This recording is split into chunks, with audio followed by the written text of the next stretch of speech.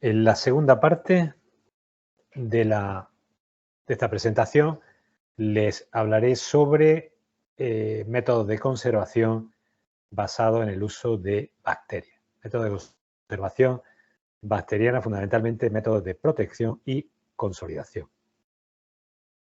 Bien, todos los profesionales que estamos de alguna manera implicados en el estudio y conservación del patrimonio histórico-artístico, sabemos que en determinados momentos fenómenos de alteración, como los que hemos visto anteriormente, van a acabar ocasionando pérdidas irreparables y vamos a encontrarnos en una situación en que hay que decidir intervenir en la obra. Y esos tratamientos de intervención pueden ser de distintos tipos. Podemos tener desde limpieza, control de biodeterioro y en muchas ocasiones hay que bien proteger el bien que estamos tratando y sobre todo llegar a casos en que las pérdidas son importantes de material, llegar a consolidarlo. Procesos de protección y consolidación serían dos aspectos clave en un tratamiento de conservación.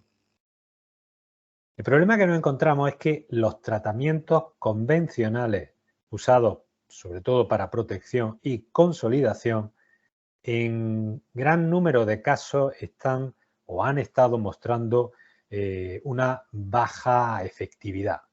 En algunas ocasiones incluso podemos decir que más que ser efectivos lo que son es nocivos, es decir, incrementan los daños en el bien conservado, entre comillas.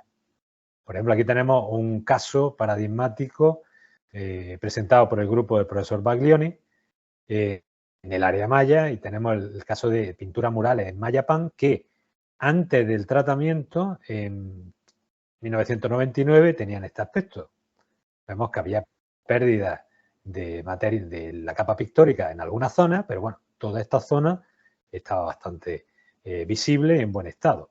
Se aplicó un tratamiento con un polímero, un copolímero de acetato de polivinilo y acrilato de N-butilo, el llamado Mobilit, bastante conocido, y tras prácticamente 8 años, este es el aspecto que presentaba la misma zona consolidada. Toda esta área se había perdido, la capa pictórica, aquí había pérdidas en distintas zonas, pérdidas también en toda esta área. Es decir, si un material, creo que es de época clásica, había aguantado más de 1000 años sin llegar a perderse de forma masiva, en 8 años perdió todo esto. Entonces la explicación, bueno, la sorpresa primero y luego tratar de explicar por qué. Y la explicación viene de observar en detalle los problemas de alteración que estaba sufriendo esa capa pictórica consolidada y protegida con ese film orgánico. Ese film había creado una capa impermeable y había hecho que las sales que venían por la humedad que transportaba el muro precipitaran en la interfase entre el sustrato, el estuco y la capa pictórica, haciendo que ésta se desprendiese. Ese es un problema que podemos encontrar en multitud de sitios en donde se han utilizado tratamientos convencionales de protección y consolidación, sobre todo de tipo orgánico. Tenemos que pensar que los tratamientos orgánicos con polímeros son composicionalmente en gran medida incompatibles con un sustrato inorgánico, como puede ser un estuco de cal o una piedra. Son materiales de composiciones y propiedades físico-mecánicas y químicas muy distintas. Y en muchas ocasiones los efectos, los vemos aquí patentes, son bastante negativos. Bueno, en otras ocasiones el efecto es que es espectacularmente malo. Aquí tenemos el tratamiento que se había hecho con un sistema de protección, con un polímero orgánico, una resina acrílica aplicada en un muro de caliza, esto en Granada. Al cabo de 6 meses, prácticamente no llegaba al año, este es el aspecto que presentaba. Había creado tal clase de film superficial que la piedra parecía plastificada y de hecho tenía como si fueran pequeñas burbujas entre lo que era el film del tratamiento y la superficie de la piedra. Y en algunas zonas se había perdido el film de ese tratamiento muy entre comillas, bastante fallido en todos los sentidos. Bien, eso ha hecho que se potencie la búsqueda, el estudio de nuevos tratamientos que sean más compatibles con sustratos inorgánicos, piedra, ladrillo, mortero, y que sean al mismo tiempo más eficaces que los tratamientos convencionales. Uno de esos nuevos tratamientos que se ha desarrollado en los últimos 20 años es el de las llamadas nanocales, que como ustedes saben son dispersiones de partículas de portlandita, de hidróxido de calcio, aquí tenemos una imagen al microscopio electrónico de transmisión, en un alcohol. Puede ser etanol, puede ser propanol o isopropanol. Esa dispersión es estable, se puede aplicar a través de cartas japonesas, por ejemplo en capas pictóricas, y de hecho aquí vemos ejemplos de su aplicación en el área maya. Pinturas murales donde una vez que penetran esas partículas, repito, de tamaño nanométrico, se transforman en carbonato cálcico y ese carbonato cálcico, la fórmula, perdón, aquí está mal, sería CaCO3, y ese carbonato cálcico, aquí en forma de calcita, es el que consolida al sustrato en el que hemos aplicado la dispersión. En ocasiones, bastantes ocasiones, el tratamiento ha sido óptimo, tenemos numerosos ejemplos, pero en otras ocasiones nos hemos encontrado con que en determinados sustratos y en determinadas aplicaciones las nanocales no han dado el resultado que nosotros esperábamos. Por ejemplo, en tapiales. Aquí tenemos una zona de control sin tratamiento y la zona tratada con una nanocal. Y es obvio que el tratamiento no ha llegado a funcionar porque las partículas no han penetrado, se han quedado en superficie y han formado una veladura que aquí vemos de forma bastante clara que es blanca. Es decir, hemos alterado el aspecto de la superficie sin llegar a consolidar en profundidad. En otras ocasiones, aquí tenemos otros materiales porosos, se ha aplicado las nanocales y por el problema de aquí han entrado por esta superficie, han entrado dentro, pero al evaporarse el alcohol la ha arrastrado y la ha depositado en prácticamente las cercanías de la superficie, donde se marca con esta flecha. Es decir, no ha habido una consolidación en profundidad. Y de hecho, cuando se han hecho ensayos en estos materiales por resistencia al taladro que perfora el material desde la superficie a la interior, la profundidad que queda aquí marcada en esta gráfica, va viendo la resistencia que ofrece ese material a la rotación de una broca que va penetrando en el material. Bien, esa resistencia al taladrado, aquí vemos en el material sin tratar, en negro, y en el material tratado, que es prácticamente idéntica al material sin tratar, ligeramente casi inferior. Es decir, que no ha habido un efecto consolidante apreciable. Esto ha hecho que se planteen otras soluciones, otras alternativas para esos casos difíciles, y una de ellas es precisamente la basada en la biomineralización bacteriana de carbonato cálcico, un nuevo cemento para el material que queremos consolidar. Como veíamos, aquí hay otro ejemplo de incompatibilidad paraloid sobre un sustrato de caliza y nos encontramos que el paraloid forma un film y no consolida. Bien, partiendo de estos problemas, se planteó, observando en la naturaleza, qué posibles soluciones podíamos encontrar. Y un aspecto muy interesante que seguramente ustedes habrán visto es que determinados biominerales, es decir, materiales inorgánicos con cierto contenido de materia orgánica, proteína o polisacáridos, que se forman de forma natural por actividad biológica, como puede ser la formación de las conchas de un molusco, de una almeja o de una ostra, los corales, el nautilus o un erizo de mar, tienen carbonato cálcico y ese carbonato cálcico es de enorme resistencia. Nosotros podemos ver que a veces un mejillón te puede cortar la mano, es extraordinariamente resistente. De hecho, las propiedades físicas de estos materiales, de estos biominerales, exceden con mucho a las de sus componentes inorgánicos. Por ejemplo, la resistencia, el trabajo de fractura de una concha de molusco es 3000 veces superior a la de un cristal puro geológico de carbonato cálcico, de calcita. Entonces, la explicación de por qué es tan resistente ese material viene dada a que en su formación interviene un organismo vivo y a través de la incorporación de determinadas proteínas y polisacáridos, va a generar un híbrido de extraordinaria resistencia. Bien, ese tipo de biominerales que se forman en múltiples ambientes en la naturaleza, bueno, y además que nosotros estamos familiarizados con ellos porque biomineral también son nuestros huesos y nuestros dientes. Y fíjense la resistencia que puede tener un diente y es fosfato cálcico. Fosfato cálcico inorgánico, lo que es el apatito, es relativamente frágil y un diente extraordinariamente resistente. ¿Por qué? Porque tiene esa composición híbrida orgánica-inorgánica. Bien, partiendo de la base de la alta resistencia de esos materiales, que le otorgaría una durabilidad enorme, y, por otro lado, la capacidad que se ha observado de determinadas bacterias de inducir la precipitación de carbonato cálcico, surgió la idea, patentada en 1990 por el grupo de Adolphe, un grupo francés, de usar bacterias para generar carbonato cálcico biogénico en el interior de rocas, de materiales porosos del patrimonio histórico-artístico. Y aquí vemos que, de hecho, determinadas bacterias, aquí estarían las huellas de la presencia de esas bacterias, son capaces de formar todo este nuevo cemento de carbonato cálcico, tal y como vemos al microscopio. Los huecos, lo que vemos aquí, estos agujeritos, serían la impronta de esas bacterias que vivieron en su momento y precipitaron el carbonato. Bacterias como esta, por ejemplo, el Mycococcus santo, que producen carbonato.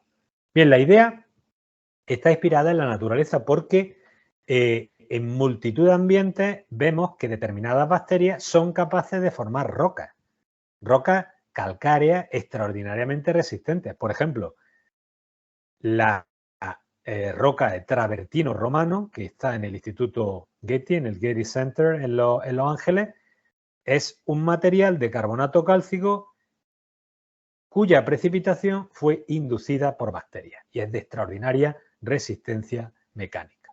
Muchas estalactitas y estalagmitas, si las analizamos al microscopio, vemos que están formadas por bacterias que están encapsuladas en carbonato cálcico. Y ese carbonato cálcico lo han inducido, su precipitación la inducen esas mismas bacterias. Y las estalactitas y estalagmitas todos sabemos que son de alta resistencia. Podemos encontrar bacterias productoras de carbonato en suelos, en lagos, cuevas, aquí obviamente, y en ambientes muy distintos, como pueden ser ambientes marinos, ambientes continentales, e incluso se han encontrado hasta en la Antártida.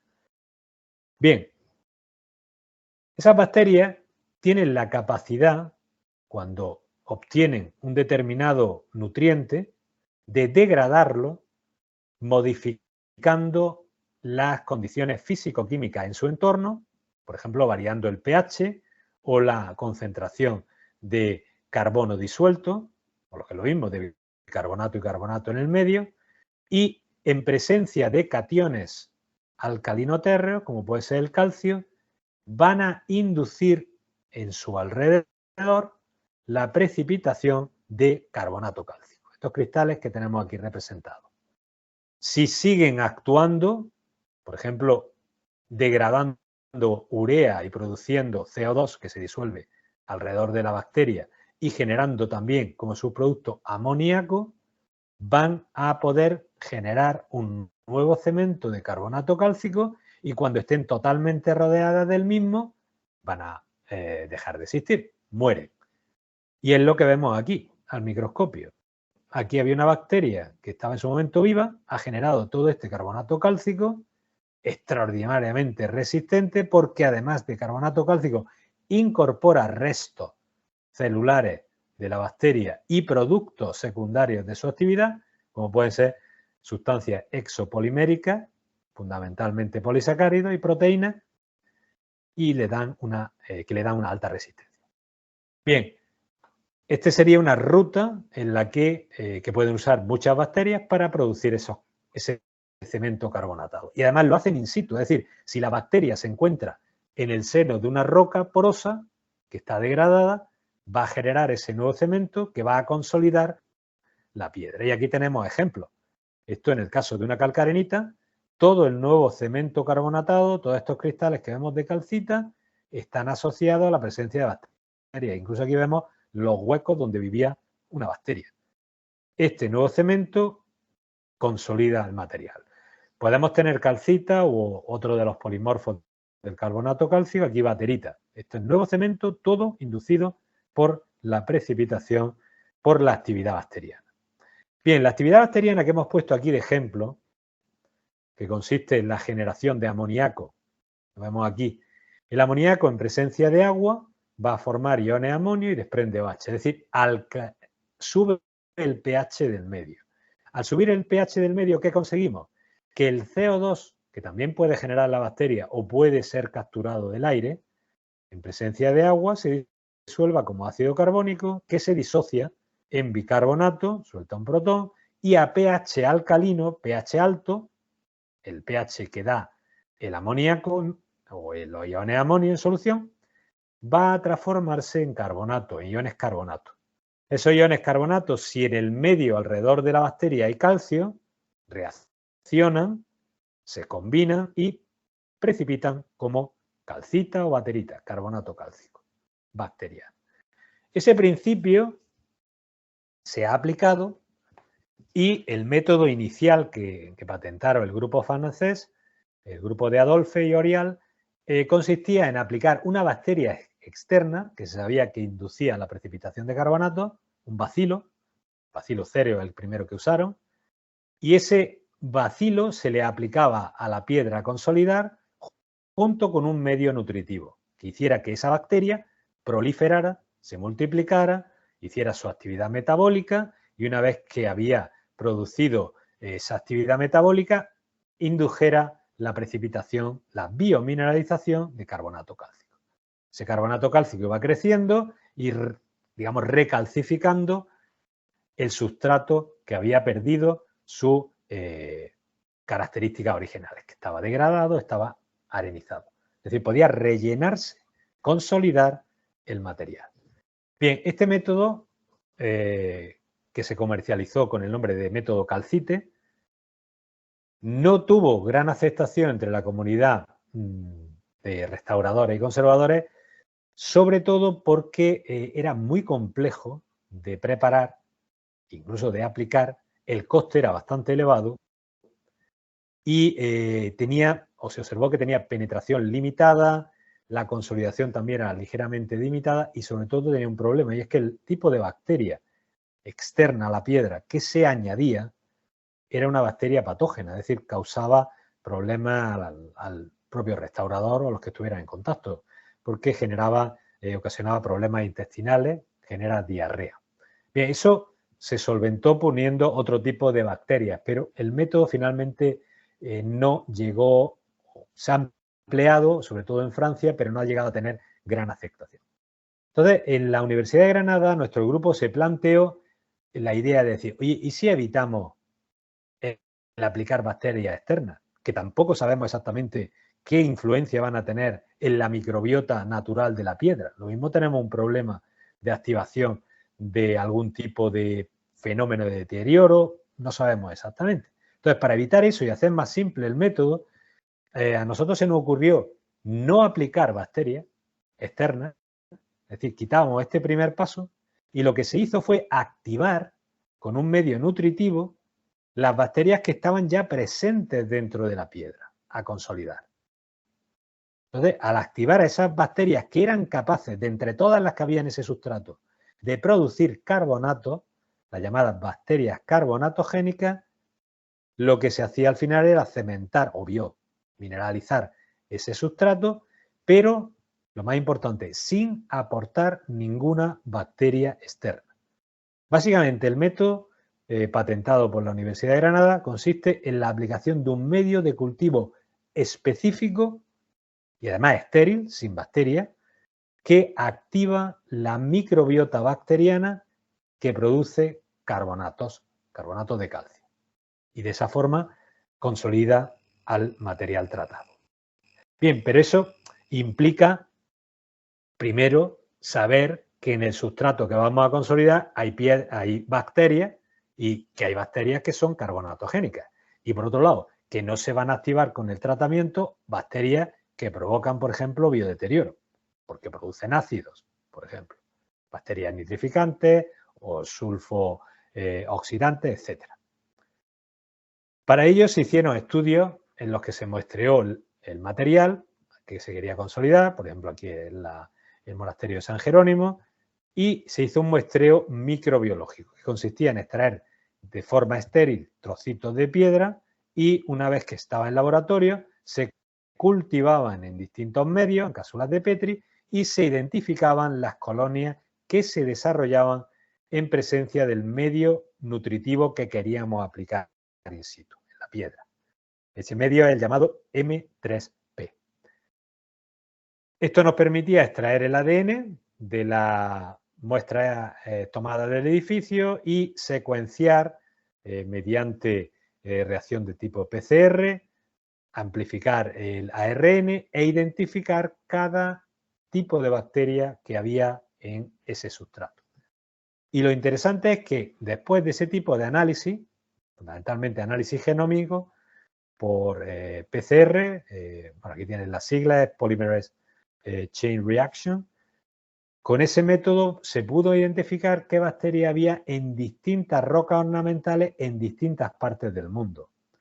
Y se ha comprobado que sistemáticamente en piedra ornamental de distintos tipos, arenisca, caliza, mármol y en tobas volcánicas, los tipos de bacterias activados por este medio M3P son las que producen carbonato cálcico. Es decir, son 100% carbonatogénicas las que se activan. Las demás no pueden reproducirse ni pueden proliferar. Y de entre estas hay tanto proteobacterias como firmicutes y actinobacterias. Bacterias generalmente encontradas en suelo y que se sabe que producen carbonato. Es decir, la primera parte de este nuevo método estaba validada porque encontramos que hay bacterias que producen carbonato y son las bacterias autóctonas del sitio o de la piedra que queremos consolidar. Luego se hicieron ensayos in situ, después de haber hecho ensayos en laboratorio, de aplicación de este tratamiento comparándolo con otros métodos. Por ejemplo, aquí en la Capilla Real, que están hechas toda esta crestería de caliza muy porosa, se comparó el tratamiento de silicato de etilo con el biotratamiento, que sería la activación de las bacterias carbonatogénicas que hay en esa piedra. Y después de la aplicación del tratamiento, el tratamiento se aplica por spray, es un medio nutritivo que tiene pues, como fuente de carbono y nitrógeno un derivado de proteína y las bacterias que se activan son las que como ruta metabólica utilizan la degradación de aminoácidos. Eso incrementa el pH del medio, provoca la generación de CO2 que se disuelve y forma carbonato y al final precipitan carbonato cálcico. Aquí vemos ejemplos de precipitación de ese carbonato cálcico en las bacterias que ya estaban dentro de la piedra. Y aquí vemos los cuerpos de la bacteria rodeados de cemento carbonatado. Todo este crecimiento va entrelazándose y va generando un cemento final muy resistente. Bien, para comprobar la resistencia se hicieron ensayos in situ. Aquí tenemos el caso del llamado peeling tape test o ensayo de la pegatina, también llamado Scotch tape test. Consiste en poner una pegatina sobre una superficie y arrancarla, como si fuera una espadana, porque nos ponemos en la piel. Y arrancar el material que queda, que no estaba adherido fuertemente al sustrato. Se pesa la cantidad de material que se pierde por unidad de área y se representa en este gráfico. Aquí vemos antes del tratamiento, en el caso de San Jerónimo, de la Capilla Real, en caliza, se perdían en torno a unos 40 gramos por metro cuadrado. Después del tratamiento se reducía a unos 8, 9 gramos por metro cuadrado. Es decir, una reducción muy, muy importante en la pérdida superficial. Y también se puede comprobar cómo consolidan en el interior, comparando en este caso con tratamientos de silicato de etilo, Movital, Paraloid, con el tratamiento bacteriano. Y lo interesante aquí es que sí, por ejemplo, el paraloid aumenta enormemente la resistencia en los primeros 2 o 3 milímetros, pero no consolida en el interior.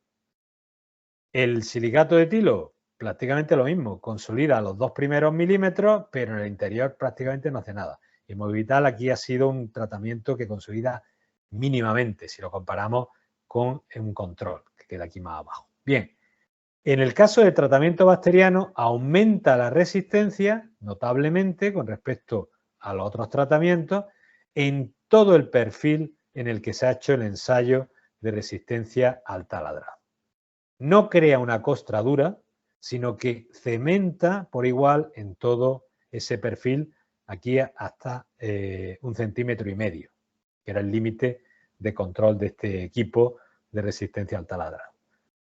¿Por qué? Nosotros pensamos que se debe a que las bacterias que se activan van a estar tanto en las zonas superficiales como en distintas zonas interiores de los poros de la roca tratada. Son normalmente bacterias que pueden vivir en unas condiciones tanto en la superficie de la piedra como en el interior, con lo cual su activación provoca cemento in situ en todo ese perfil.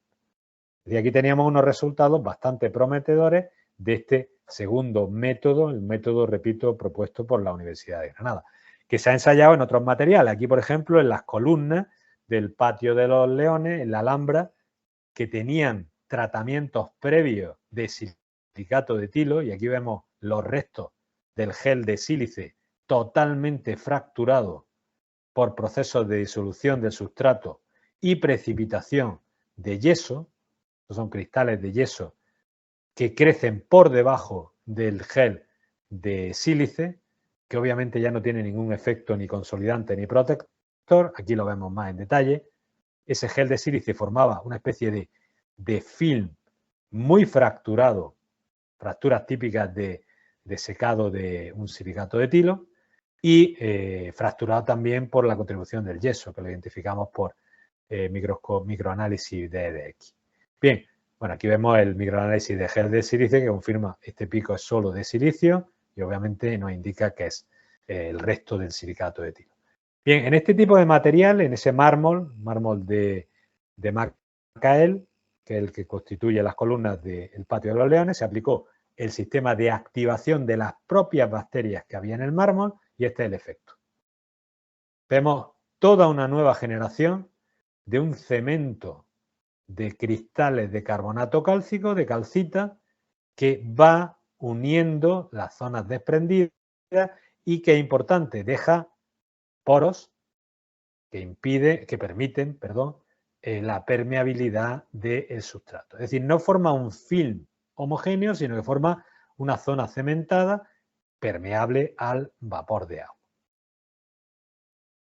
En otros sustratos también se ha probado, por ejemplo, en yeso arqueológico, y aquí tenemos el ejemplo de esa aplicación de activación de las bacterias que ya había en el yeso, del aspecto que tiene el yeso a microscopio antes del tratamiento, y aquí vemos después del tratamiento.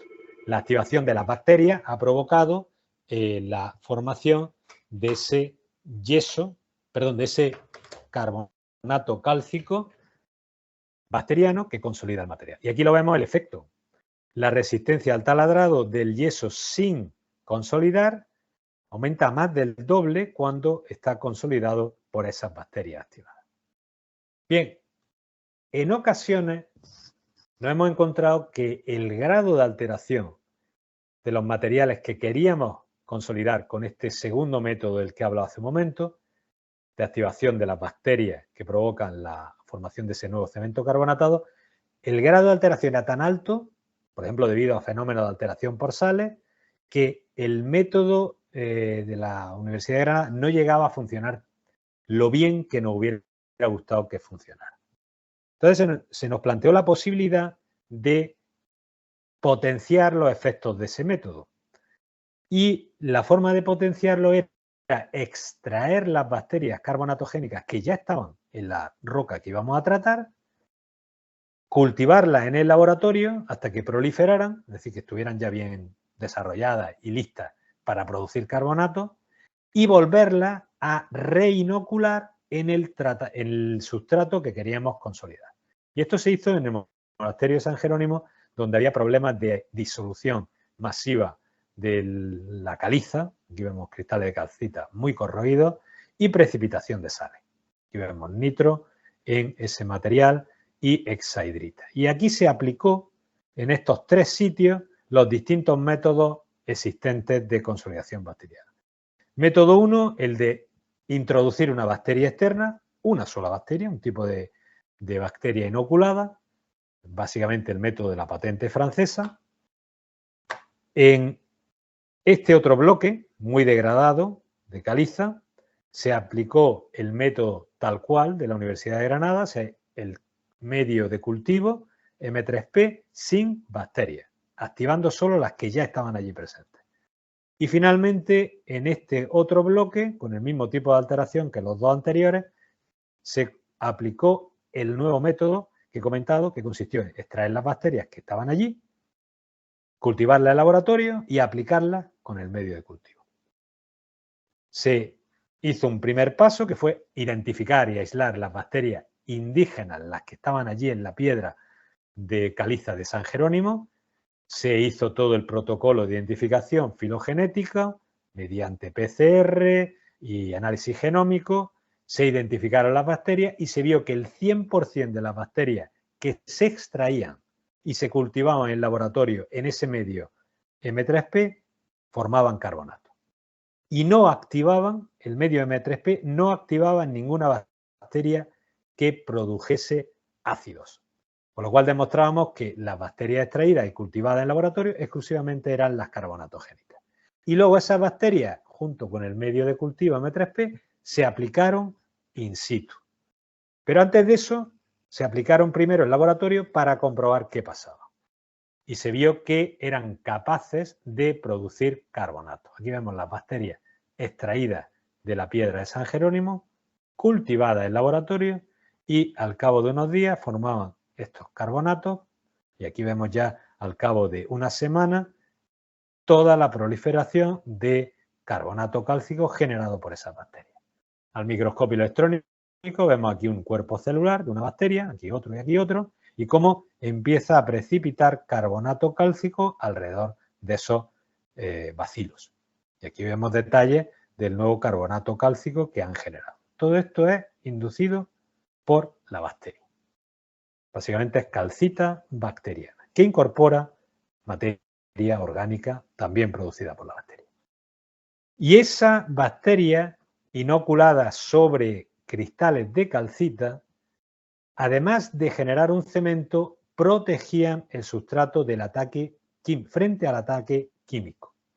Aquí vemos al microscopio electrónico al microscopio de fuerza atómica, la superficie de cristales de calcita, cuando se están disolviendo. Fíjense, en la flecha indica, esto es un escalón, que normalmente cuando crece un cristal de calcita se mueve en este sentido, es decir, de derecha a izquierda, para tapizar toda la superficie, pero cuando se disuelve el escalón se retrae, va de izquierda a derecha, y es lo que vemos en esta secuencia de imágenes. Al retraerse, retranquearse ese escalón, lo que está haciendo es perderse material. Y ese es el proceso que va a disolver el carbonato y lo estamos viendo a nanoescala. Fíjense en la escala que esto es una micra. Es decir, al cabo de 16 minutos vemos que se ha perdido bastante material cuando tenemos el control, sin tratamiento bacteriano. Cuando se trata ese cristal de calcita con el tratamiento bacteriano, con la bacteria extraída del monumento, este es el aspecto que presenta la calcita. Todo lo que vemos aquí son precipitados de carbonato cálcico inducidos por las bacterias. Las bacterias se encuentran así. Estarían aquí como si fuera una especie de silla de montar. Aquí estaría el cuerpo bacteriano. Después de 12 minutos, si nos fijamos desde el principio en que empezamos a disolver ese cristal tratado con las bacterias hasta el final, prácticamente no se disuelve nada de calcita. Pero esta calcita es especial porque es una calcita producida por las bacterias e incorpora materia orgánica. Y esa materia orgánica, fundamentalmente polisacáridos, es la que hace que sea más resistente ese carbonato a la disolución.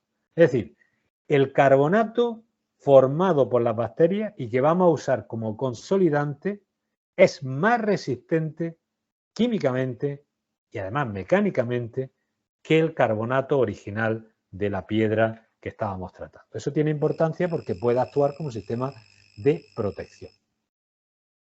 Cuando se aplicó in situ este tercer método, se activaron las bacterias que había ya dentro y se aportaron nuevas bacterias que habíamos cultivado en el laboratorio, produjeron carbonato cálcico y aquí vemos los cristales de ese nuevo carbonato cálcico bacteriano. Y aquí vemos algunos restos de bacterias, cocos, por ejemplo, que se han calcificado. El tratamiento finalmente reduce ligeramente la porosidad, en este caso pasaba del 27 al 26%, no, perdón, al 25% de porosidad el material, pero no cambia drásticamente la distribución de tamaño de poro, estas curvas que vemos aquí. Antes del tratamiento es la curva azul, después del tratamiento es la curva roja. Y vemos que la distribución de tamaño de poro es prácticamente idéntica. Se ha perdido ligeramente, ha bajado un poco el diámetro medio de poro, porque claro, lógicamente estas bacterias generan carbonato que tapiza las paredes de los poros. No lo bloquea, pero tapiza esas paredes y hace de consolidante. ¿Qué efectos tiene macroscópicos? El ensayo de la pegatina tras 5 meses, 12 meses y 24 meses. Cuando aplicamos el tratamiento de francés, es decir, aplicamos una bacteria externa, a los pocos meses vemos que hay una reducción en la pérdida de peso, pero tras un año el efecto del consolidante se pierde. En el caso del método de la Universidad de Granada, a los 6 meses baja mucho la pérdida de peso, muy positivo, pero tras un año se pierde el efecto.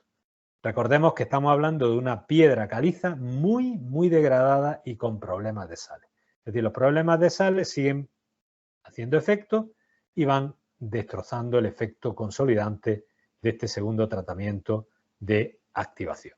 Y el último de los tratamientos vemos que a los 12 meses y a los 2 años sigue siendo efectivo. La pérdida de material es mínima. Es decir, potencia el efecto del tratamiento de la Universidad de Granada, el tratamiento número 2. Y aquí vemos el efecto que se puede determinar por resistencia al taladrado.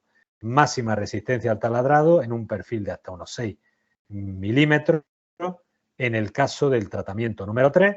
El de activación de la microbiota presente también consolida a cierta profundidad, pero el efecto no es tan notable como vemos con este tercer método.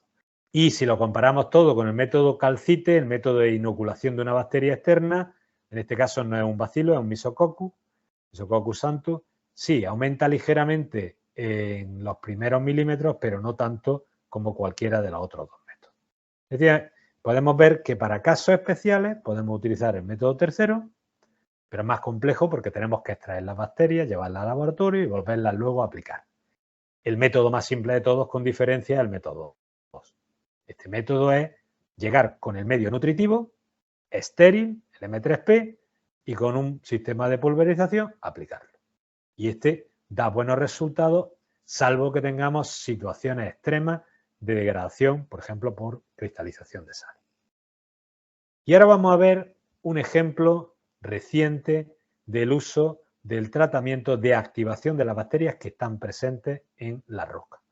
Y es el caso del uso en la toba volcánica de la piedra volcánica de Copán, de las ruinas de Copán en Honduras.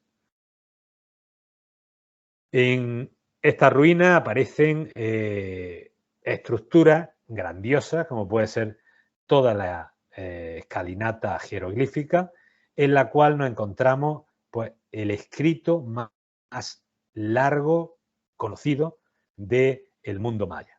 Aquí tenemos el problema que tiene esa piedra toba, y es que a lo largo del tiempo, desde su excavación en 1896 hasta que se tomó esta fotografía, esto fue por un informe que realizaron el grupo de el doctor y la doctora Fash, En 2003, junto con el Instituto de Conservación Getty, vemos cómo se ha perdido aquí prácticamente todo el relieve. Es decir, aquí vemos que ya es difícil hacer una lectura correcta de este jeroglífico. Y se vio que esto se debía a descamaciones continuas, fracturas paralelas a la superficie que hacían que se perdiera el material. Y ese fenómeno lo vemos en prácticamente todas las estructuras, en las estelas, en las esculturas, tallada o labrada en esa toba volcánica, sobre todo en las estructuras más llamativas que son del clásico de este sitio arqueológico. Aquí vemos más detalles, por ejemplo, esta zona, aquí vemos el detalle de cómo se veía en 1895 y esta foto tomada por Barbara Fasch en 2004. Fíjense que todo este relieve, todo ha desaparecido. Y una cosa curiosa, en determinadas zonas el material, la piedra toba volcánica está intacta y en la piedra de al lado se pierde todo. Entonces, eso lleva a pensar que uno de los fenómenos que se sugirió como responsable de esa alteración, que era la alteración biológica, que es importante en este contexto, debería de afectar a todas las piedras por igual, pero no lo hace. Por ejemplo, aquí vemos, estos relieves están perfectamente conservados, estos se han perdido. Aquí hay daño, aquí no lo hay. Aquí no hay prácticamente daño y aquí sí lo hay. Entonces, habría que pensar en algo que fuera intrínseco a la piedra. Un fenómeno que haga que la piedra de por sí, un bloque, sea muy susceptible a la alteración y otro no lo sea. Entonces, para entender mejor esos problemas, se hizo un estudio exhaustivo en el que participó nuestro grupo, en colaboración con el grupo de los FAS, de Harvard y Peabody Museum, y junto con el Instituto, el INAH, el Instituto Nacional de Antropología e Historia de Honduras, hondureño. Y se comprobó que la roca, una toba volcánica, una traquidacita, muy rica en sílice. Aquí tenemos la composición química en este diagrama que clasifica las rocas volcánicas y aquí tenemos los datos en rojo para distintas muestras de Copán, tomadas en distintas áreas del grupo principal y de la Acrópolis de Copán. En esta zona aquí se tomaron varias muestras. Bien, se consideró la posibilidad del biodeterioro como uno de los agentes que causaba daño en estos materiales y de hecho, bueno, vemos que estructuralmente el crecimiento de plantas pues provoca bastantes daños. Pero lo que es a nivel de cada piedra, si bien se observa la formación a lo mejor de líquenes, proliferación de algas, no se ve un efecto, digamos, una relación causa-efecto entre colonización biológica, aparición de biofilm, como vemos aquí, o de distintos tipos de pátina biológica y degradación del material. Incluso, podríamos decir lo contrario, las zonas que tienen pátina biológica están mejor conservadas que las que no la tienen. También se vio que había morteros recientes, aquí vemos el caso en la estructura 18, que podrían aportar sal. Y de hecho, junto a esos nuevos morteros, se observa que hay que proliferan los fenómenos de descamaciones y pérdida de materia. Fíjense aquí la cantidad de material perdido en esta zona y aquí vemos que, de hecho, por difracción de rayos X se encuentra yeso. Este diagrama de difracción de rayos X nos muestra que en estas muestras, en las tomadas aquí, cerca de esos morteros, aparece yeso, junto con otros minerales que son los propios de esta roca volcánica, que es cuarzo, aparecen feldespato y aparecen picos de zeolitas. Y otro material interesante, que luego veremos que es importante, que son esmectitas. Aparecen arcillas. Bueno, aquí vemos más detalles del yeso, visto al microscopio electrónico, identificado por EDX, y visto al microscopio electrónico de transmisión. Y curiosamente, la microscopía electrónica de transmisión junto a microanálisis EDX muestra zonas que tienen características composicionales compatibles con esmectita, es decir, arcillas expansivas. Entonces se planteó la idea de que, bueno, ¿no será que en el caso de Copán el problema de sales o el problema de biodeterioro es secundario y en realidad el gran problema que tenemos es la presencia de esas arcillas? Eso es algo que se había sugerido ya en el informe del Instituto de Conservación Getty y se planteaba, bueno, la idea de que esas arcillas fueran en parte responsables. Pero se pensaba que era un caso, digamos, menor o que no tenían tanta relevancia. Bien, un análisis de detalle de distintas rocas, de distintos bloques de piedra, puso de manifiesto que en Copán hay variedades que no se dañan, aquí tenemos este bloque, y prácticamente no se altera, que tienen caolinita. La caolinita podemos identificarla mediante difracción de rayos X, ya que al ponerla en presencia de DMSO expande. Pero en otras variedades, las más degradadas, aquí las vemos, las que pierden más material, que se deposita como escama en la base de los muros, tenían esmectitas. Y esas esmectitas las identificamos también por difracción de rayos X. En presencia de líquidos orgánicos, como el etilenglicol o el DMSO, el espaciado de esas esmectitas cambia, se expande. Y aquí lo vemos en el caso de esta variedad, la variedad número 2, en estas muestras donde hay problemas potenciales de expansión. Para ver si había expansión realmente en estas rocas, se sumergieron en agua y se les puso un transductor, un sistema de medida de expansión lineal de esos bloques. Una vez sumergidos en agua, si aumentan de tamaño, podemos registrarlo. Y podemos ver a lo largo del tiempo, en este gráfico, cómo aumenta la dimensión del trozo de toba volcánica de Copán. Vemos que al meterlo en agua se expande y cuando se seca se contrae. En un segundo ciclo, en presencia de agua, se vuelve a expandir y cuando se seca se contrae. ¿Qué es lo más relevante de este tipo de ensayo? Que tras un solo ciclo de humedad-sequedad hay una deformación permanente. Es decir, cuando se completa el ciclo, no cae esta curva al valor cero inicial, sino que cae este valor. Y hay una deformación que nunca se recupera. ¿Por qué? Porque aparecen fracturas, normalmente paralelas a la superficie. Cuando hay un segundo ciclo, aumenta esa fractura y se genera mayor expansión. Y además hay una relación directa entre expansión y succión de agua, que esa la vemos en este gráfico. A medida que en el primer ciclo entra el agua, y este es el incremento de masa debido a la entrada de agua, esta curva roja, aumenta la expansión del material. Y otro aspecto muy importante, la expansión máxima, lo que se denomina en inglés free swelling stream, aumenta exponencialmente con el contenido de esmectita. Las variedades que tienen pocas esmectitas prácticamente no experimentan expansión cuando se mojan y las que tienen mucha esmectita, hemos encontrado variedades que tienen hasta un 8% en peso de esmectita, fíjense cuánto aumenta, cuánto se expanden en presencia de agua. Esa expansión está prácticamente en el límite superior de expansión definido para rocas volcánicas, para toba volcánica. Aquí tenemos datos de la literatura de expansión de toba volcánica que va desde estos valores muy bajos hasta estos valores tan altos que son los que experimenta Copán, que solo son superados por algunas areniscas que tienen mucha arcilla o incluso argilita, es decir, materiales ricos en arcilla.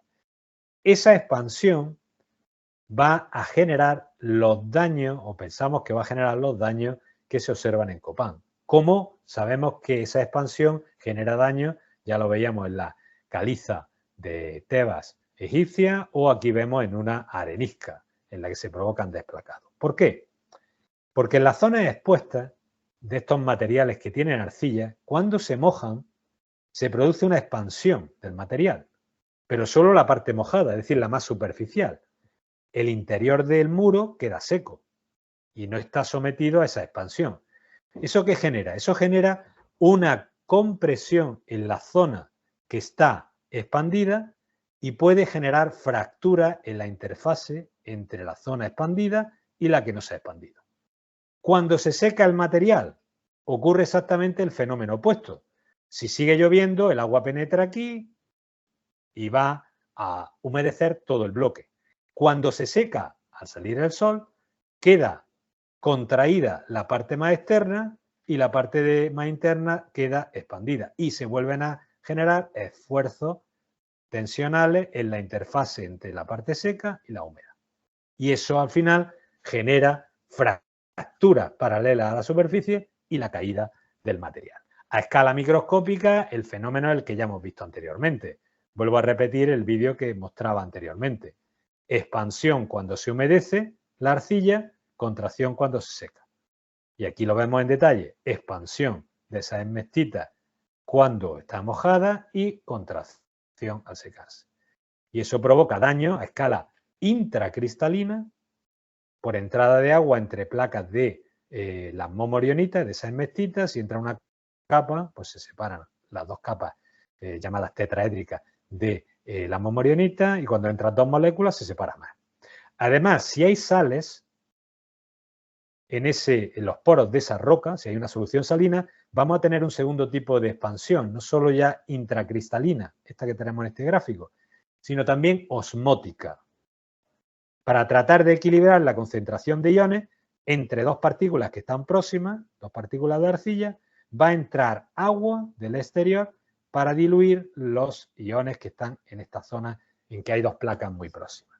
Eso genera expansión también, expansión de tipo, repito, osmótica. Y es lo que realmente vamos a ver en Copán. Aquí vemos pérdidas masivas de placas que están poniendo en peligro bastantes partes de este sitio arqueológico. ¿Qué se planteó para solventar esta situación? Se planteó la posibilidad de hacer un tratamiento bacteriano sobre este tipo de material y ver su eficacia. El tratamiento bacteriano que se eligió fue el método 2, es decir, aplicar una solución nutritiva, sin bacterias externas, solo activando las que ya estaban presentes. Y se hicieron un tratamiento in situ en la estructura 18 y en laboratorio, allí en el propio yacimiento de Copán. Se hicieron sobre estuco, aquí tenemos los ejemplos de los estucos tratados, y sobre piedra. Piedra en este caso de tipo 1 que tenía caolinita. Y en esto piedras con esmectita. Bueno, aquí vemos la aplicación. El medio nutritivo se aplicó por spray sobre distintos bloques. Los bloques marcados que se trataron fueron este y se dejaron como control este y este en el paramento, creo que el paramento de la estructura o templo 18. Aquí vemos la zona en que se eligió el tratamiento, aquí un detalle, estaba yo tomando una foto y aquí la aplicación del tratamiento. El tratamiento se aplica 2 veces al día hasta saturación de la piedra durante 6 días consecutivos. A los 6 días se para el tratamiento y es importante proteger la zona tratada para evitar que se evapore rápidamente con se puede poner un film de poliéster o algún tipo de pantalla que por un lado impida que los rayos del sol den sobre la zona tratada y así evitamos posible pigmentación si hay bacterias que pueden generar pigmentación por exposición a los rayos solares y que se hayan activado con el medio nutritivo y también evitamos que se evapore prematuramente el tratamiento. Se aplicó y estos son los efectos de la aplicación in situ. Vemos formación de una película de carbonato cálcico, esto al microscopio óptico con luz plana y con nícoles cruzados. Aquí vemos también la zona tratada, aquí aparece precipitado de carbonato, son los puntos más brillantes y son debido a actividad biológica. Se estudió la cuantificación y la determinación de esos carbonatos comparando el antes y el después del tratamiento y aquí vemos la banda de carbonato cómo se incrementa tras el tratamiento de activación de esas bacterias in situ en la roca toba volcánica de Copán.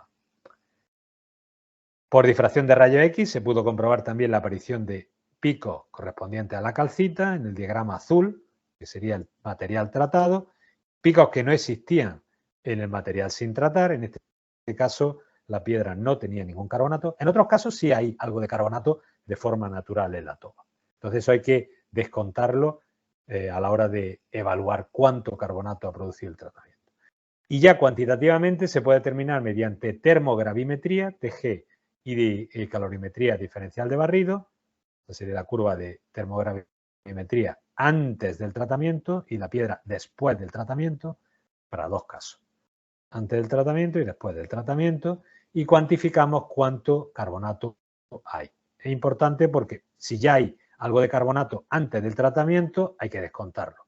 Y aquí vemos cómo después del tratamiento pues, se ha producido carbonato bacteriano nuevo hasta prácticamente un 8, un 9%. Igual en este otro caso, en distintos bloques de piedra. Aquí vemos el aspecto que tiene el material antes del tratamiento, tiene biofilm, porque ha habido algo de biodeterioro en este caso, y tras el tratamiento. Aquí vemos todas las bacterias que se han conseguido activar y que se reproducen tras la aplicación del tratamiento y cómo al cabo de un tiempo empiezan a carbonatar, generan carbonato cálcico, aquí lo vemos las células calcificadas, aparece también biofilm bacteriano y finalmente todo el nuevo cemento de bacterias calcificadas in situ tras su activación con el medio nutritivo M3P. Esto se traduce en una nueva consolidación que podemos ver que es en profundidad. Aquí vemos que hasta unos 10 milímetros de profundidad en la toba volcánica aparecen estos nuevos precipitados que tapizan los poros sin bloquearlos, que son de carbonato cálcico bacteriano, hay también en superficie, pero más interesante es que haya en el interior. Y podemos además saber qué bacterias hemos activado, porque igual que hemos dicho en ocasiones anteriores, se extrajeron muestras de las distintas zonas tratadas, tanto de mortero como de piedra, in situ y en laboratorio, y se extrajo, se hizo una identificación molecular que permitió ver que antes del tratamiento, por ejemplo, en el templo, en la estructura 18, antes del tratamiento había una enorme cantidad de actinobacterias y de cianobacterias. Estas producen carbonato. Tras la aplicación del tratamiento, fíjense que las actinobacterias, que son productoras de carbonato, eran las más abundantes con diferencia. ¿Por qué? Porque se habían activado de forma selectiva. Entonces, si antes había todos estos géneros, todas estas filas, perdón, de bacterias, los otros no proliferan y los que proliferan son los que activamos con el medio de cultivo. En el laboratorio igual, vemos que se activan actinobacterias, que son las más abundantes tras el tratamiento. Y en mortero vemos que las actinobacterias van a ser las que más proliferen tras el tratamiento y lo mismo firmicutes, que también producen carbonato y son las más abundantes tras el tratamiento. Y muy importante, esta banda roja corresponde a acidobacterias. Son bacterias productoras de ácido, son las que generan biodeterioro. Tras el tratamiento, como esas tienen que competir con todas las demás que hemos activado, las bacterias productoras de ácido o casi desaparecen, en este caso la piedra, o desaparecen completamente. No pueden sobrevivir tras la proliferación de las bacterias productoras de carbonato. Es un dato muy, muy importante porque puede indicar que además de consolidar el tratamiento es efectivo como sistema de biocontrol para tratar biodeterioro. Y aquí vemos ya a escala de familia, pues las que más proliferan, las tenemos aquí indicadas, por ejemplo, estas en morada son las Rubrobacter. También los micrococales, los micrococos, aquí tenemos el caso y aquí tenemos el de la Rubrobacter, son más de tipo bacilo. Bien, ¿cómo ensayamos o cómo evaluamos, y ya con esto voy a terminar, el tratamiento cuando se aplicó in situ? Y en laboratorio, mediante el sistema de la pegatina. Aquí vemos cómo se está aplicando siempre por la misma persona, con las mismas fuerzas, con las mismas condiciones, y se va viendo qué material se desprende antes y después del tratamiento.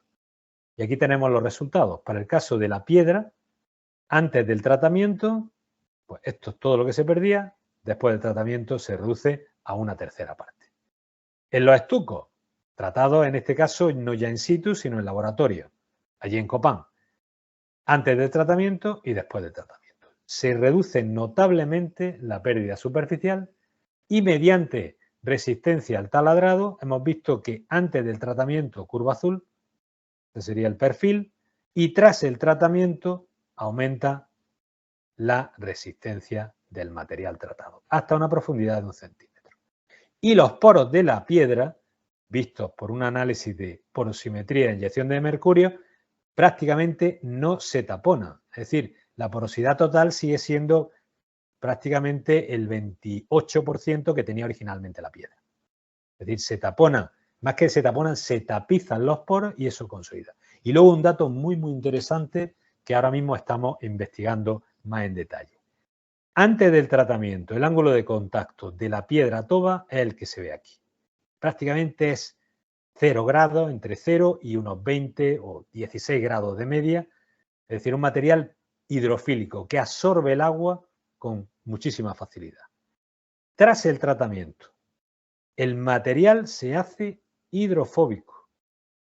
Es decir, los poros no están bloqueados, pero la formación de biofilm bacteriano de las bacterias carbonatogénicas hace que el ángulo de contacto suba a 93 grados. Va a hacer que sea un efecto protector.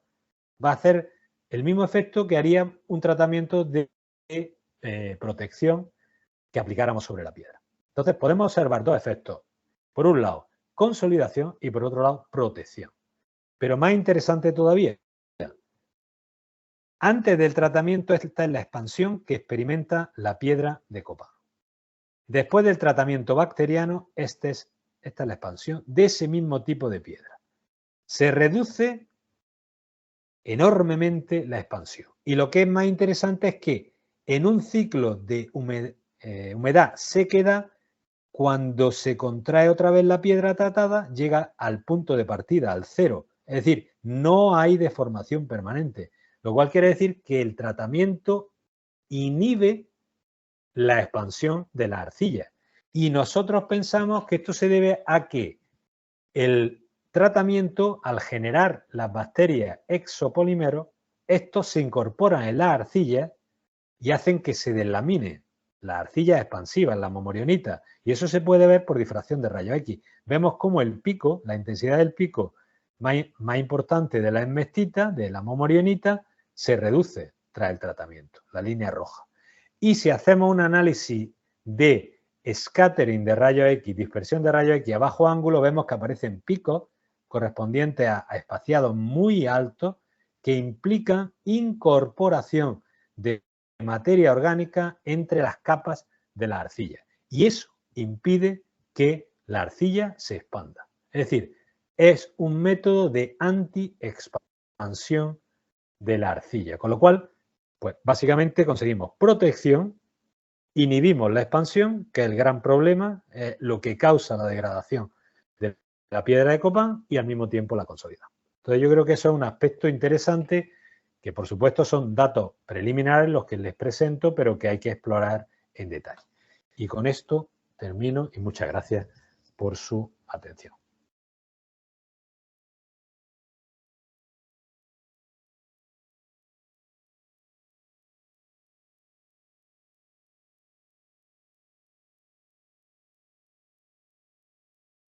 Muchas gracias. Vuelvo a la presentación. Aquí.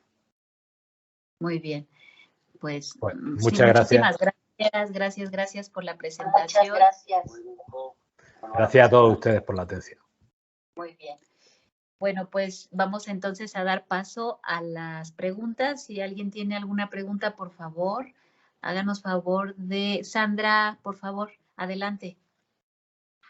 Sí, muchas gracias, doctor. Muy interesante realmente todo el trabajo que están desarrollando. Yo tengo dos preguntas, sobre todo relacionadas con la profundidad de acción de estos métodos. Yo entendería justo que la profundidad a la que logran esta digamos, consolidación depende de la profundidad a la que puede penetrar el medio nutritivo. Es decir, hasta donde llega el medio nutritivo, entendería yo que es la profundidad máxima que alcanzaría este proceso. Quisiera, bueno, que me corroborara eso. No sé si esté en, digamos, en fase acuosa o tenga otro tipo de base, lo que es el medio nutritivo, pero esto también relacionado, digamos, la capacidad de profundidad con lo que es este efecto, por llamarle de alguna forma, hidrofóbico, que comenta que a la larga puede producir, pero, por ejemplo, y también comenta que la aplicación es aproximadamente, o en esta parte ya experimental que han hecho in situ de 6 días. Entonces, entre las aplicaciones del primer día y del sexto día, yo pensaría que quizás empieza a haber justo como empieza a actuar, una disminución en la profundidad de penetración del medio nutritivo, es decir, que el primer día llega a cierta penetración, pero gradualmente va disminuyendo esa penetración hasta el sexto día porque va produciéndose todo el proceso de consolidación. No sé si eso se da o no se da, si lo han podido medir, y cuál es en general la máxima penetración que han logrado, quizás tanto con lo que han observado en laboratorio como en sus aplicaciones in situ, que han conseguido la consolidación por este medio. Pues muchas gracias por la pregunta, y es una pregunta clave, la verdad. Esa es una de las primeras cosas que también nos preguntan los restauradores. Y en este caso podemos decir que tiene toda la razón. El medio va a activar a las bacterias que va a encontrar a su paso. Es decir, como las bacterias normalmente las vamos a encontrar y se hacen en perfiles, y las encontramos en perfiles de profundidad que pueden llegar, bueno, en suelo a metros de profundidad, en piedra pues decímetros. Es decir, ahí no tendríamos esa limitación, las bacterias están. El medio va a ser succionado dependiendo de las características del sistema poroso del material o las propiedades físico-químicas, el triángulo de contacto, etcétera. Normalmente lo que observamos es que en este tipo de roca, por succión capilar, puede penetrar pues 5 o 10 centímetros, incluso más. Es decir, nosotros podemos saturar el material a una profundidad relativamente grande. Las medidas que hemos hecho, hasta qué punto llega a producir carbonato y a activar las bacterias y ser efectiva la consolidación, depende mucho del material. Por ejemplo, en rocas muy porosas hemos llegado a ver grados de penetración de hasta el grosor completo de láminas de bloques que hemos tratado. Es decir, bloques que pueden llegar a tener 3 y 4 centímetros de grosor. La solución llegaba al otro lado del bloque, es decir, atravesaba los 4 centímetros de ese grosor y se producía consolidación en todo el perfil. En el caso de la piedra de Copán, hemos visto que se puede humectar, es decir, llega la solución pues hasta grosores en las piezas de laboratorio que hemos tenido que eran de unos 3-4 centímetros. Pero claro, no hemos podido comprobar grosores superiores.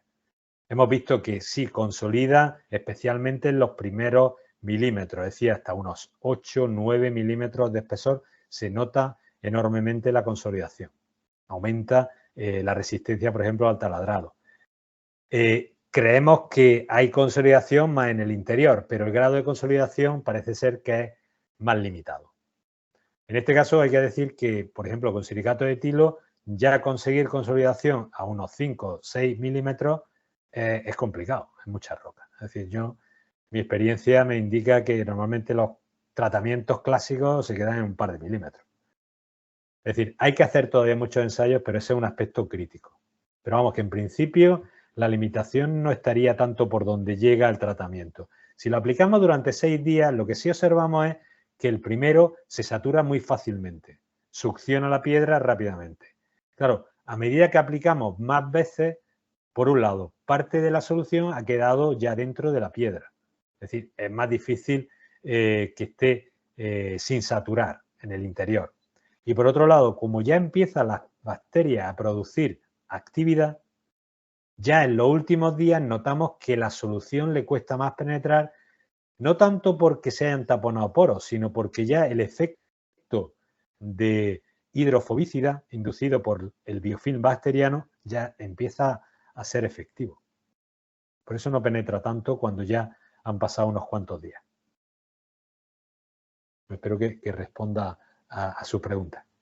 Claro, muchísimas gracias, muy amable. De nada, gracias. Muchas gracias, Sandra. Muchas gracias, doctor. Ay, perdón, tenía desconectado el micrófono, pero ya estoy otra vez.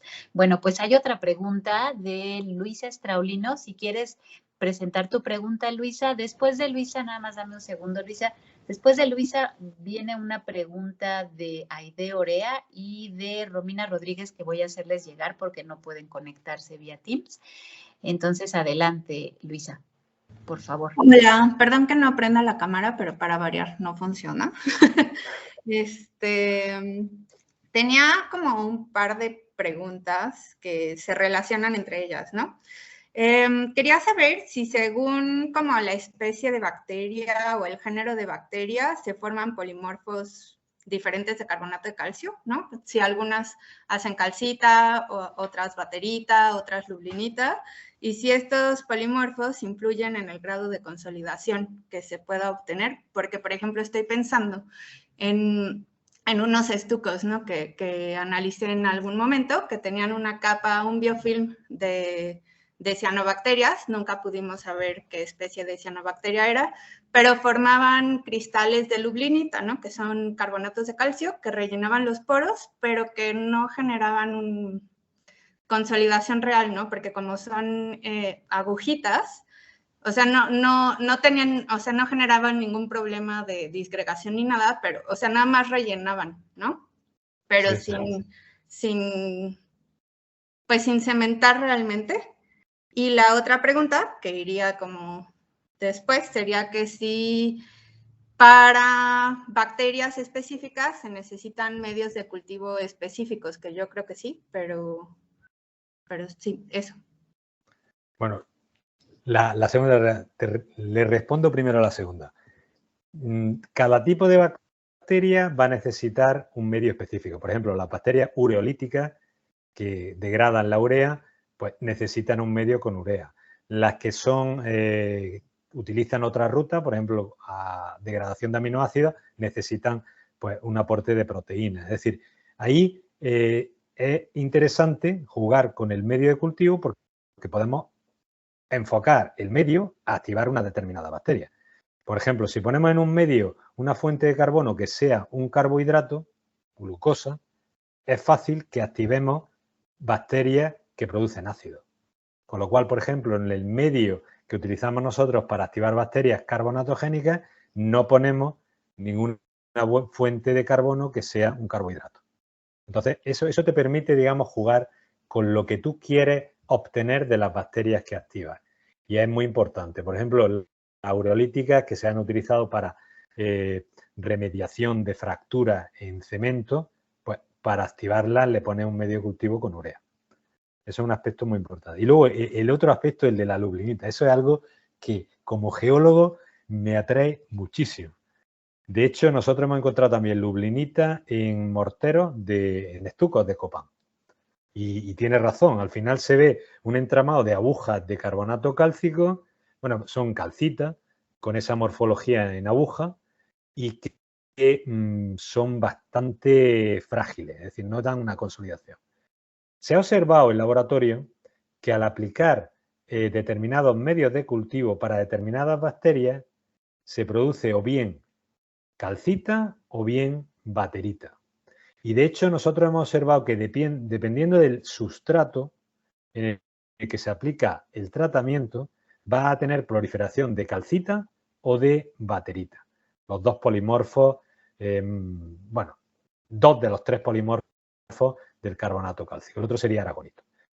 El que aparezca baterita está no solo relacionado a un determinado tipo de bacteria, que se ha demostrado que a veces algunas bacterias producen solo baterita y otras calcita, sino a la presencia o no de calcita en la roca en la que se aplica el tratamiento. Si tenemos, por ejemplo, yeso, que no tiene carbonato cálcico, aparece baterita bacteriana. Si tenemos vidrio, por ejemplo, en una cerámica, aparece también baterita bacteriana. Cuando hay un sustrato de carbonato, en un mármol, por ejemplo, aparece sistemáticamente calcita, porque esa calcita parece que hace un efecto plantilla y promueve la nucleación heterogénea de carbonato cálcico en la fase calcita. Es un tema que afecta a la consolidación porque la baterita es menos estable físico-químicamente que la calcita. Entonces, la durabilidad de ese tratamiento podría ser algo menor.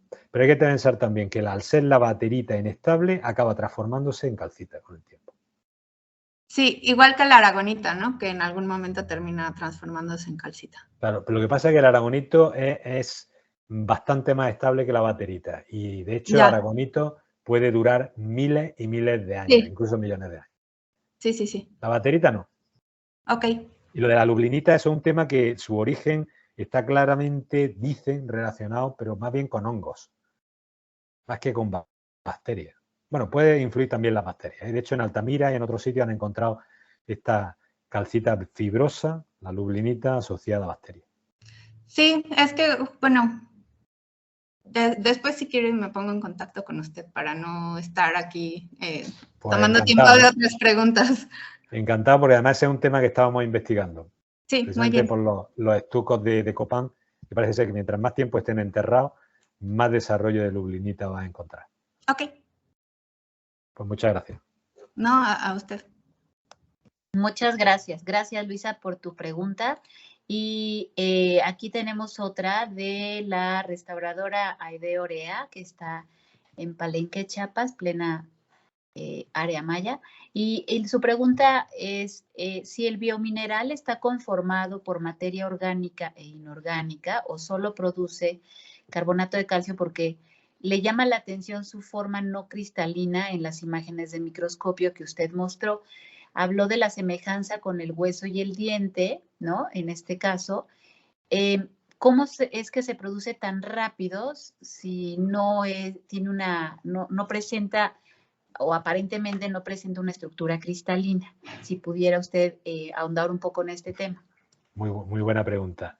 Ahí los datos que tenemos de espectroscopía, de microscopía electrónica, incluso de otros investigadores, por ejemplo el grupo de DAMI en Australia, que han hecho nanoindentación, es decir, propiedades mecánicas en cristales o en precipitados bacterianos, demuestran que dentro de ese carbonato cálcico, que es la parte inorgánica, la calcita, hay atrapado materia orgánica. Y esa materia orgánica le da unas propiedades físico-mecánicas extraordinarias, muy similares a las que tienen las conchas de un molusco o, ya en el caso de fosfato, los huesos.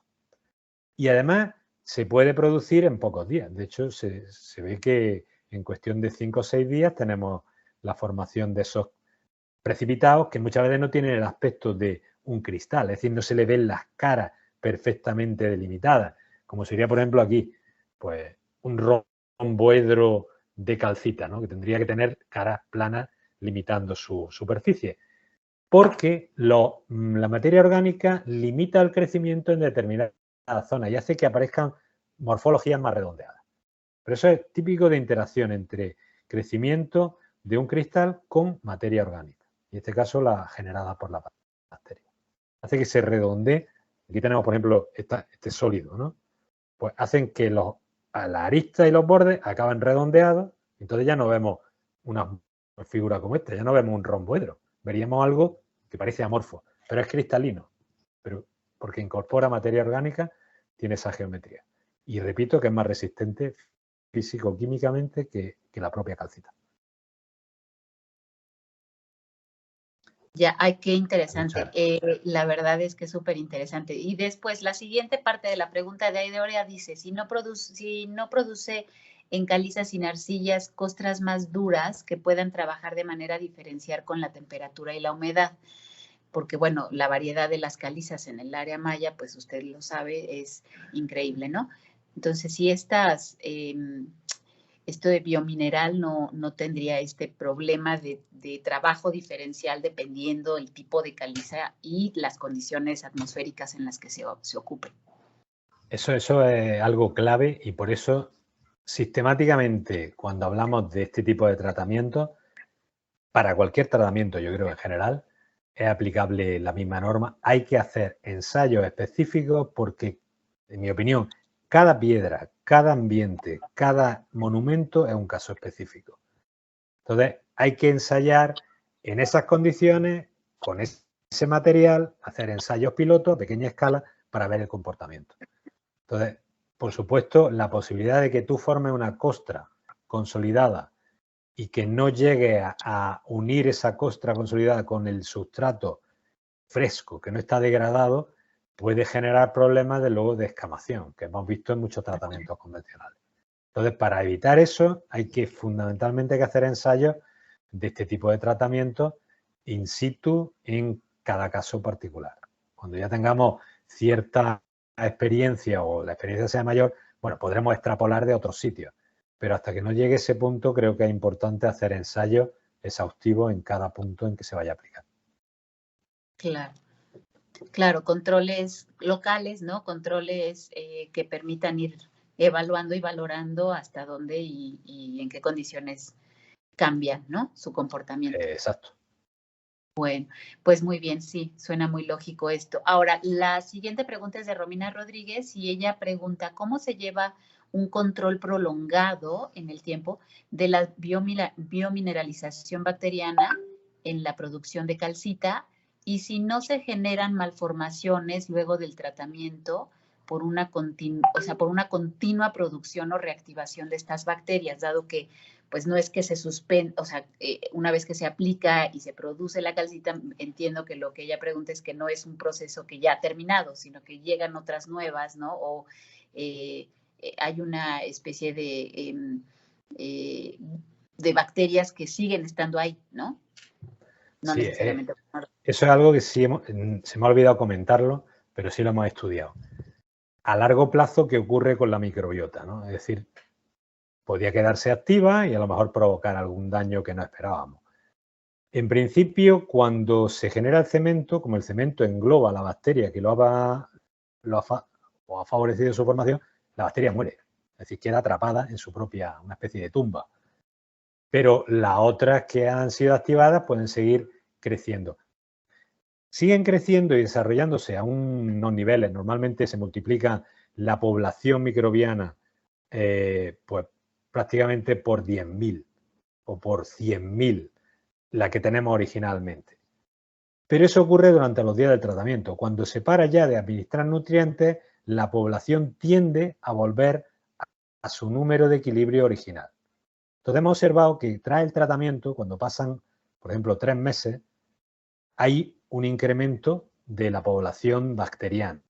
Por ejemplo, pasa de 10 elevado a 4 a 10 elevado a 7. Aumenta a 3 órdenes de magnitud, ¿no? Multiplicamos por 1000 o por 10.000. Cuando luego volvemos a hacer ensayos tras 6 meses o incluso un año, la población vuelve a los niveles de número de bacterias originales. Es decir, pasa a lo mejor de 10 elevado a 3, o 10 elevado a 4 sube a 10 elevado a 7 y al cabo de un año vuelve otra vez a 10 elevado a 3. Y el tipo de población normalmente no cambia. Si hacemos un análisis molecular tras el tratamiento, pasa un tiempo, prácticamente encontramos las mismas bacterias que había antes del tratamiento. Entonces, en ese aspecto, el cambio es muy drástico, pero durante un tiempo muy limitado, y luego la población tiende a su equilibrio original. Eso es algo que hemos visto ya en varios edificios, aquí en Granada y también en Copa. Muy bien, pues sí, suena muy interesante cómo este tipo de variabilidad, ¿no? Puede tener tantos efectos y al mismo tiempo producir una estabilidad. Yo quisiera, si hay alguien más que tenga alguna pregunta ahora, pues hacerla directamente. Creo que... La verdad es que han contestado muchas y luego tuve también un problema con mi internet, está muy mal y entonces hay partes que no escuché y demás, pero creo que está, bueno, súper interesante. Yo tengo muchísimo interés en explorar este tipo de consolidación, protección en el sureste, también en el área maya. Y me gustaría saber yo sé que ahorita ya el tiempo está muy adelante y todo, pero nada más quería como preguntar, o sea, veo que está como mucho más orientado a piedra, pero si podría decir que en este punto más o menos todo esto que hemos dicho se aplica igual para los estucos, ¿no? O sea, porque a mí bueno, esa es mi área de interés más que la piedra, bueno, las dos, pero más el estuco. Y bueno, o sea, sí son, o sea, más o menos sí veo que todo se aplica, pero sí ya en toda la metodología, en todo el fenómeno que ocurre y demás, si han estudiado, no sé si han estudiado menos el estuco y sí, pues sí les interesaría, bueno, yo aquí ya promocionando, ¿no? Pero como ampliar los lugares de estudio y incluir algunas pruebas en otros sitios por aquí, porque sería muy, muy interesante. Pues, Patricia, muchísimas gracias. La verdad es que el estuco es nuestro objetivo siguiente. En Copán sí hemos aplicado el estuco, en piso y en estuco no estaban decorados de paredes. Y los efectos pues ha sido producción de carbonato. Ahí se ha activado bacterias, hemos identificado que había bacterias carbonatogénicas. Eso queda en la presentación que le he hecho hoy. Y el tema es que no nos hemos centrado en valorar a largo plazo cuál ha sido el efecto. Porque nos hubiera gustado completar ese tipo de estudio con ensayos más detallados en laboratorios. Por ejemplo, resistencia al taladrado, que no hemos podido hacer allí en Copán, pero que sí podíamos hacer aquí en la Universidad de Granada. Entonces, con la piedra sí que nos trajimos bloques o muestras que pudimos tratar en laboratorio y luego evaluarlas. Entonces, tenemos algunos elementos de estuco, pero claro, son muy limitados. Para hacer un estudio más detallado, pues nos encantaría poder colaborar con ustedes. Si pudiéramos tener acceso a muestras o mandarle el tratamiento que lo aplicaran allí, eso se podría considerar. Es un tema muy, muy interesante.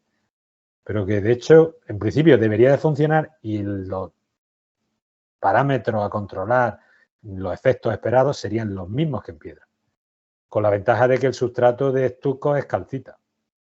Bueno, fundamentalmente carbonato cálcico, con lo cual la compatibilidad entre el carbonato cálcico bacteriano y el del estuco debería de ser óptimo.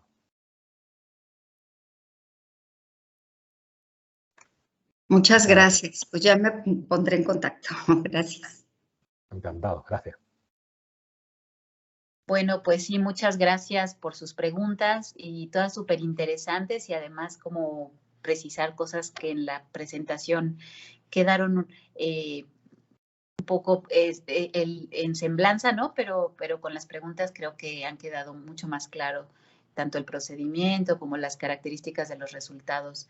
Y sin duda, pues sí, sería interesantísimo plantear un proyecto en el que pudiéramos incluir estudios de estuco del área Mari en diferentes regiones que tienen, cualidades distintas y al mismo tiempo estados de deterioro también diversos y ver si en las condiciones ambientales en las que se encuentran in situ podrían ser potencialmente sujetos a tratamientos de este tipo que son pues de mayor estabilidad a largo plazo, ¿no?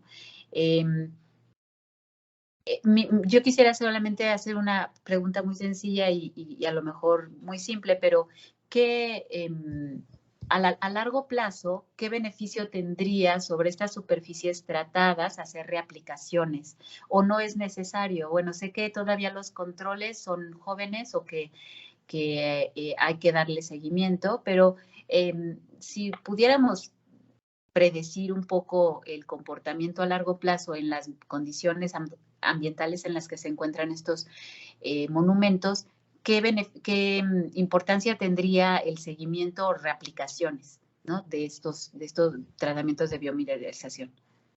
Ese es un aspecto que nos habíamos planteado y, de hecho, por ejemplo, en tratamientos que se están haciendo ahora en estructuras de tapial en la Alhambra, se ha ensayado hacer retratamientos transcurrido un año para potenciar el efecto de consolidación. Como son materiales ricos en arcilla, es difícil consolidar bien. Eso es un problema grande. Entonces, por eso se planteó el retratamiento. Y la verdad es que se puede hacer la reaplicación.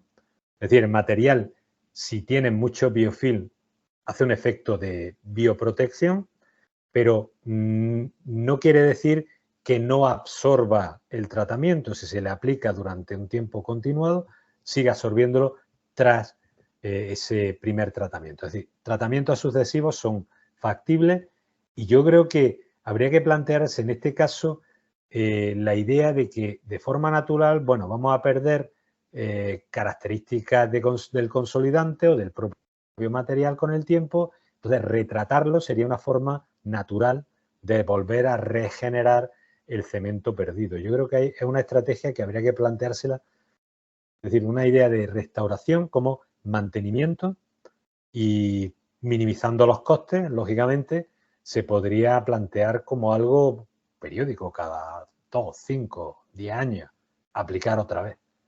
Y yo creo que sí. Aquí hay un aspecto que no lo he dicho en la presentación, pero que es muy interesante y es que muchas veces la pátina que se habla, la clásica pátina del tiempo, ¿no? Que embellece los edificios, que tiene ese típico tonillo crema. En unas ocasiones se piensa que es por formación de oxalato, pero el oxalato en el fondo es un producto de una actividad biogénica, muchas veces por hongos, y ya protege al material. Y en otras ocasiones se observa que se forman carbonatos y están asociados precisamente a bacterias. Es decir, el tratamiento que nosotros estamos planteando es algo que ya de forma natural protege a los edificios, porque muchas veces la pátina esa del tiempo es un precipitado bacteriano de carbonato. Entonces, eso ocurre de forma cíclica y periódica a lo largo de años y años y años.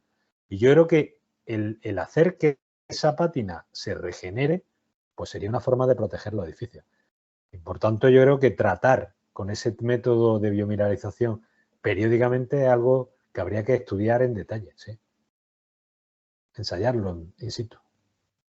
Sí, sin duda.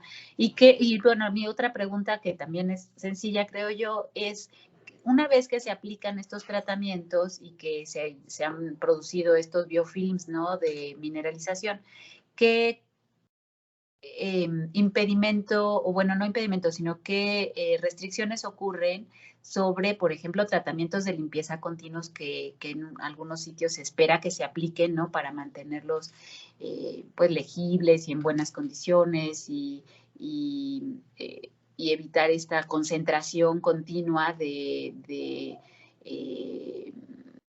materiales o agentes biológicos que suelen a colonizar las superficies, ¿no? O sea, si habría alguna indicación de no tener que hacer limpieza sobre estos elementos ya tratados. Esa pregunta sencilla, sí, pero muy difícil de contestar.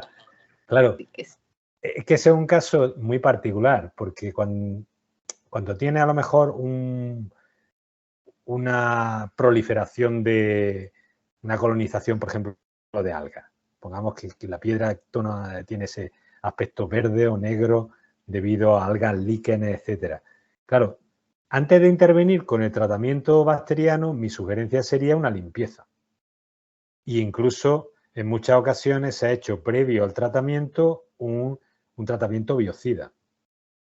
Y eso sí lo hemos ensayado y hemos comprobado que después de unos 6 meses la microbiota se recupera.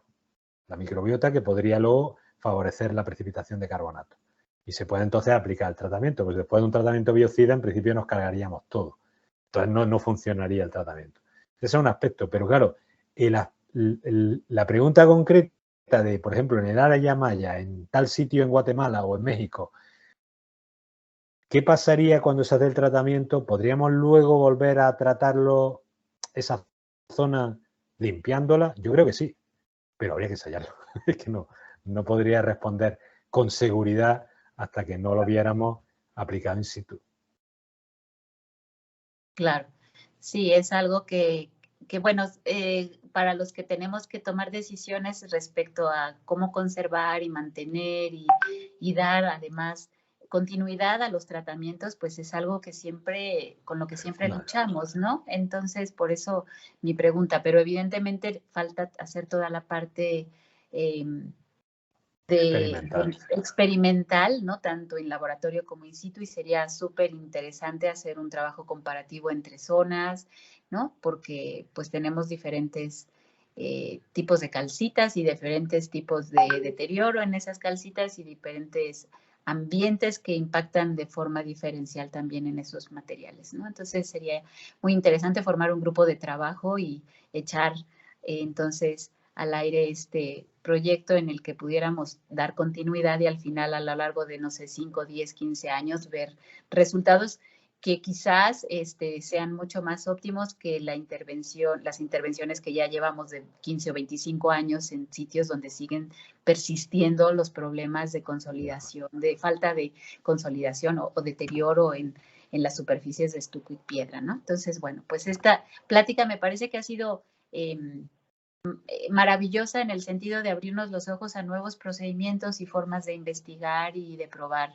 tratamientos. Entonces, agradezco muchísimo su participación aquí en nuestro seminario, Carlos, y esperemos que en el futuro podamos tener nuevas, ¿no? Presentaciones de su trabajo de investigación e incluso incorporarnos en algún momento a un trabajo colectivo, ¿no? de investigación de este lado. Muchísimas gracias, Alejandra. Para mí, lo repito, ha sido una oportunidad que agradezco enormemente, poder comunicar y conocer las opiniones de otros investigadores y restauradores en otros ambientes, con otros problemas. Es muy constructiva. Yo creo que la posibilidad, lo que indica de crear un grupo de trabajo, discutir posibilidades de colaboración, por nuestra parte estamos encantados. Es decir, lo que ha sido a lo mejor un proyecto piloto con los FAS en Copán, yo creo que sería muy interesante expandirlo a otras zonas con otra problemática, con otro ambiente, con otros materiales del área maya o en otras zonas también que podemos considerar. Para nosotros es muy constructivo y creo que es lo que favorece el progreso en la conservación. Yo creo que es muy interesante. Muchísimas gracias a vosotros y a todos los que han preguntado y a todos los que han atendido. Para mí es un placer. Y aquí estamos dispuestos siempre que necesitéis o bien que mande trabajo o ver posibilidades de colaboración. Estamos encantados. Muy bien, pues muchísimas gracias igualmente de este lado. Y sí, seguramente vamos a ponernos de acuerdo de este lado porque habiendo directores de proyecto en diferentes sitios arqueológicos con diferentes problemáticas, parece una oportunidad interesante de investigación y también de intervención, ¿no? Diferente aproximación a la intervención. Solamente voy a dejar paso a la intervención de la maestra Gabriela Mora, que es nuestra subdirectora, para finalizar esta sesión tan provechosa del seminario. Gracias, muchas gracias, Carlos, y hasta muy pronto. Muchas gracias, Alejandra. Seguimos en contacto. Carlos, pues solo me queda agradecerte de nuevo el que nos hayas compartido toda esta información. Nos encantaría, sí, echar a andar un proyecto en esta línea. Creo que se presta, bueno, es excelente el tema porque ahorita estamos justo buscando líneas en esta parte sustentable de soluciones basadas en la naturaleza y de una serie de aspectos que creo que cuadran totalmente con estos enfoques, ¿no? Entonces, pues nos da mucho gusto que hayas compartido pues toda tu experiencia en este espacio y Ale, que también ha sido gran promotora de estos aspectos de investigación. Y pues por supuesto que seguiremos en contacto y trataremos de hacerte una propuesta desde toda la subdirección, a ver si por ahí podemos unirle esfuerzos, ¿no? En esta línea de investigación. Muchas gracias. Muchísimas gracias. Lo dicho, os agradezco a todos la posibilidad que me habéis ofrecido y verdaderamente para mí es un placer contactar con todos vosotros y ya sabéis, repito que por nuestra parte estamos dispuestos a colaborar y verdaderamente pienso que es muy enriquecedor poder hacerlo con todos ustedes. Estamos abiertos a cualquier propuesta de colaboración. Gracias otra vez a todos por la organización, por la asistencia y por las preguntas y por esa acogida tan calurosa. Se agradece muchísimo. Muchas gracias. Pues gracias acá también y pues entonces hasta la próxima, estamos en contacto. Gracias a todos los que nos acompañaron hoy con su presencia y sus preguntas y hasta muy pronto entonces, hasta el próximo mes. Adiós. Muchas gracias. Hasta luego.